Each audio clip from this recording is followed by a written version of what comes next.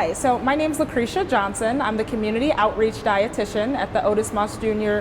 Food for Life Market, and today we're going to talk about gluten-free diets, and Chef Tony is going to prepare a beautiful apple crisp. Hi, I'm Anthony Verona. I'm the Culinary Director with UH with Sodexo, so welcome. Great, so what is a gluten-free diet? So gluten is a protein that is naturally found in wheat, rye, barley, and it's really nutritious, but it's not great for everyone. So if you're someone who has celiacs, for example, you want to stay away from gluten. It can damage your intestinal lining and your villi. It makes it harder for you to absorb nutrients. So when you're on a gluten-free diet, it's something you have to be on for your whole life if you're an individual with celiacs. So we're going to make a really simple dessert today that's very fall and great for the holidays. An apple crisp. Everybody's heard of an apple crisp. It's basically an apple pie without a traditional crust. So we're going to put the crust on top, but a traditional crust has flour, butter, a little bit of ice water, some salt, a little bit of sugar, and you roll it out into a dough, and then you put the bottom crust, top crust, that kind of thing. Well, of course, that's got flour in it, so we're trying to eliminate the flour today because obviously flour has gluten in it. So we're going to use a couple different things here today to make it gluten-free. One is almond flour, pretty self-explanatory, almonds. Another one is oats, and you got to be careful with the oats because some are not gluten-free, some are.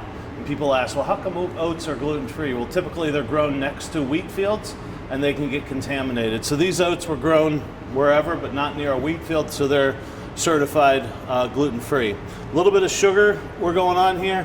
What really makes this dish really nice is a mixture of spices. I have some cinnamon, some allspice, a little coriander, and a little bit of nutmeg in here. A little bit of cornstarch, right? Typically you might use flour to thicken it up, but we're going to use a little bit of cornstarch today. I'm going to show you how to use that.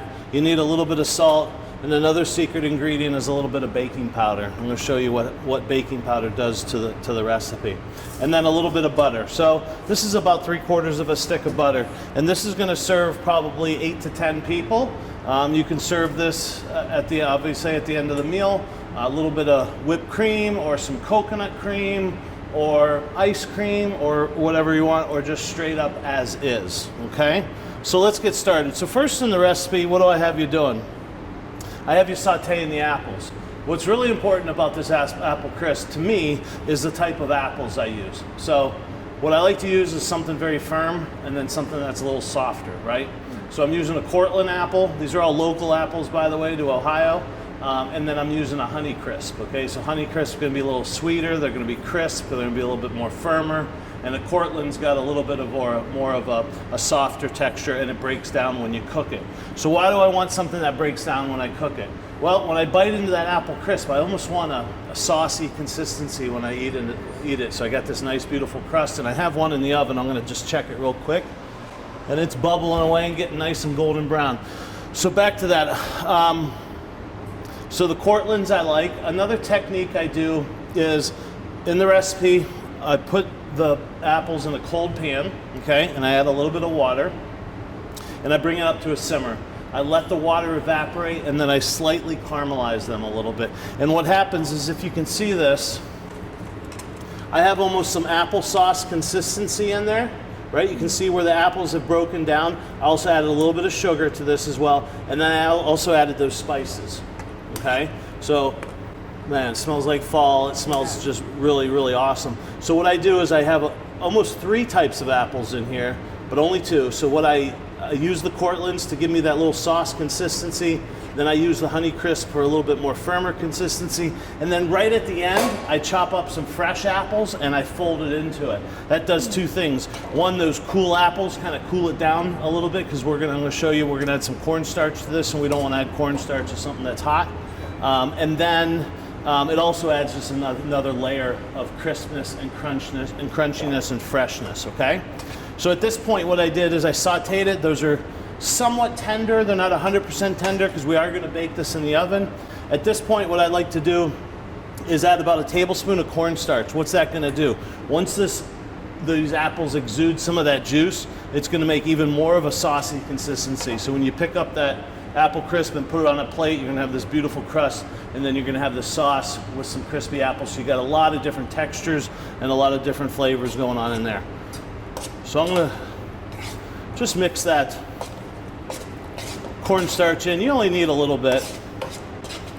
And I guess if you had only one type of apple, you could do it, but you're only gonna get kind of a monotone note, right? So this is gonna be a lot better. Okay, so we're gonna leave that aside. I have a pan that we're gonna put in the oven. So here we go. I got my butter in here. You don't need all this sugar. I'm just gonna add probably 3 to 4 tablespoons of sugar. I'm gonna add some almond flour. If you've never used almond flour, it's wonderful. If you can't find almond flour, throw a bunch of almonds in a food processor and let it go until it gets kind of this consistency. It'll never get to that consistency, but it'll work out fine. This recipe is so forgiving. You can throw anything in here and it's almost gonna work, okay? A little bit of oats. I like to go half and half oats, half almond flour. You can use any type of gluten flour you want, okay? I don't need the cornstarch anymore. A little bit of this spice again, just to reiterate those flavors. And then a tad bit of salt, just a pinch of salt. And then what I like is add a little bit of baking powder. What's baking powder gonna do? Probably this is about a teaspoon of baking powder. And look, this is a chefy kind of recipe. You don't have to measure. You just dump stuff in. It's going to work out fine. So a little bit of baking powder, that's going to make it puff up and give it a nice airy consistency. Let me go check on, and that's looking pretty good. Go ahead, Lucretia. So like Chef Tony was saying, you can use the almond flour, but there are lots of gluten-free flours you can use. You can find them at most grocery stores, Target, Walmart, and just be sure it has the gluten-free symbol on it. And a lot of other people like to choose gluten-free diets. There's some people who have gluten sensitivities or gluten intolerance. Now, there's no scientific way to measure that, but you may be someone who eats gluten and you don't feel great. You may have a little bloating, some stomach pain, and the best way to kind of figure that out is work with a registered dietitian, listen to your body, and try something like elimination diet, where you take things away that may irritate your gut, and then you add them in slowly. And if you re-add gluten, for example, or wheat products, and you see, okay, I'm having some bloating, some cramping, that may be the thing, and you may be having a gluten sensitivity, not necessarily a gluten allergy. So I added those ingredients we talked about. Now, if anybody's made a pie crust at home, very similar. So I got, first of all, very cold. I put my butter in the refrigerator to get it nice and chilled. That way, when I start handling it with my hands, you can't really do this any other way. It doesn't just melt away. So what I'm doing is kind of rubbing it between my fingers, and I'm pushing that butter through my fingers, because what you want are like little peas of butter in here, okay? And what that's going to do is that's going to distribute that butter evenly throughout the gluten-free flour as well as the oats, and that's just going to make a nice consistent crust on top. And as you can see right now, it's a little still lumpy. Some of those big lumps, I want to get rid of some of those. So take your time, rub them through there until you get a nice, almost pea-sized consistency. Again, if you were making a pie crust, you'd do the same thing, and then you'd add a little bit of cold water to this and bring it all together in a dough, chill it, roll it out. Now, you cannot, and I don't care who you are, but you cannot do a gluten-free pie dough. Try it with gluten-free flour and tell me how it works out. It does not work out. Gluten is not everybody has a reaction to gluten, but gluten is an amazing thing where, I mean, wheat flour's in everything. It does, and it binds things. So sometimes people think it's just that protein makes things stick together. Yeah. It's adding in seasoning. It adds a different texture and flavoring as well. So gluten-free flours are great for those who need it, but if you don't need it, using a great whole wheat flour will give you a great benefit as well. And there is techniques to make a gluten-free pie crust, but it's totally different than if you were making one with wheat. Same with pizza crust. Like, you wouldn't even believe what a gluten-free pizza crust is like. You know, gluten-free or regular pizza dough, you're rolling it out, it's stretching it. No way. Gluten-free pizza crust is like, it's like silly putty. You have to form it with your hand, and there's no rolling of it. It's just a completely different process. So again, if you try to make it with the same method of production, it's not going to work. All right, so I'm looking good here. And sometimes, you know, if you get these little bigger pieces, oh, those are the best, right? Because it ends up being a lot of that butter. And those things end up puffing up a little bit. Okay, no need to butter this or anything. Any kind of baking dish, no big deal. Just gonna scrape all that goodness out of here.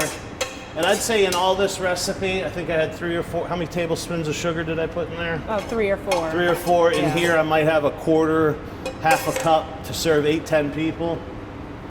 Not too bad. Okay.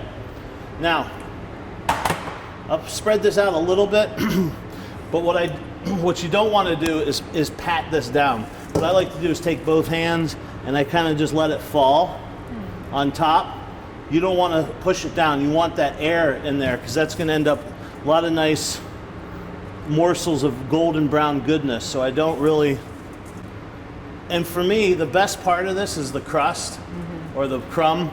So I put a ton of it on there. Like I said, it looks like I have too much. Nope, it's going on, right? And then I put this in about a 400-degree oven. And since we cooked the apples, you brown this up, you'll see some bubbling. It's basically done. So it only takes in the oven maybe 15, 18 minutes. So we're gonna chuck that in the oven, clean up just a tad, and then we're gonna plate some up because I took some out of the oven. And this has only been cooling for about maybe, well, I just pulled it out, you saw me. So just a few minutes, okay? And what I like about this is look at this stuff on the side. Those are those natural sugars that just come out of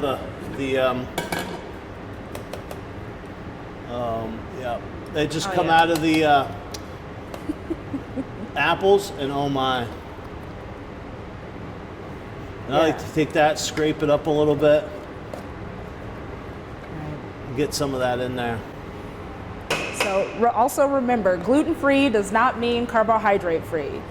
Gluten-free flour still has some carbs in it, but there's no problem with that. There are also gluten-free items like rice, potatoes, beans, and they all have carbohydrates. So don't assume when you're eating gluten-free that you're eating carbohydrate-free. We all need carbs. It's a great source of energy. I know some people out there try to eat gluten-free to lose weight, and the reality is they lose weight not because the foods are gluten-free, but because they're eating less processed food. There's a lot of gluten in processed things. So bread, pastas, pizzas, cakes, cookies, all those things we love, they have lots of gluten in them. So genuinely, when you start eating less gluten, you typically eat less processed foods and you start focusing on whole foods, lean meats, fruits, vegetables, and protein. So this is still really hot. I just tasted it. You got to let this sit a little bit more. It'll set up. Right now you can see it's a little loose. Let this sit for 15, 20 minutes. Scoop it out. It'll be a little bit firmer. You put some vanilla ice cream, some coconut with, the coconut in a can with a little bit of vanilla in it, just drizzled on top is really good. Whipped cream, whatever you want. Looks delicious. And don't forget, November is National American Diabetes Month. Diabetes is the 7th leading cause of death in the United States, so it's something we really all need to try to focus on. I think we all know someone who has diabetes, and simple things we can do to prevent type 2 diabetes. We want to exercise. Try to get that 150 minutes a week of exercise. You want to eat a whole, well-rounded, balanced diet. That's whole grains, fruits and vegetables, lean proteins. And you also go get your annual checkup and get your blood work done. If you don't know what your blood glucose level is, or your A1C, which is your blood sugar over 2 to 3 months, then you don't really know what's going on. And there are a lot of people with pre-diabetes that are undiagnosed and diabetes as well. So go to see your doctor. That's all I have. I hope you make this recipe and enjoy it. Take care. Have a great day. Thank you.